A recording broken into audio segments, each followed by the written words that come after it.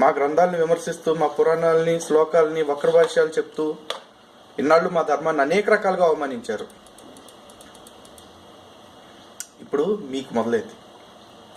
అయినా అద్దాల మేడలో కూర్చుని ఇన్నాళ్ళు మా మీద రాళ్ళలో వేశారా? ఈ బతుకులు తగలయ్యా. మా పురాణాలు వేదాల గురించి చెప్పడానికి మీరెవర్రా? మీ దగ్గర నేర్చుకోవాలా? మా కర్మ కాకపోతే. మాకు వేదాలు శ్లోకాలు రావేమో కానీ మా గురువులు, ఆచార్యులు, మఠాధిపతులు, పీఠాధిపతులు దయ వల్ల మ్యాక్సిమం అవగాహన అయితే ఉంది. మీరు మా గ్రంథాల గురించి సొల్లు ఆపి మీ గ్రంథాల్లో ఉన్న సొల్లుని చెప్పుకుంటూ గడిపేయండి. ఇన్నాళ్ళు రాజకీయ నాయకులకు మొరపెట్టుకుంటే మొత్తం చాలా సున్నితమైన విషయం అనే అంశంలో దాటవే ధోరణిలో గడిపేశారు. హిందూ బంధువులారా, దయచేసి ఒక్కటి మన రాజకీయ నాయకులందరికీ అర్థమయ్యేలా చేద్దాం.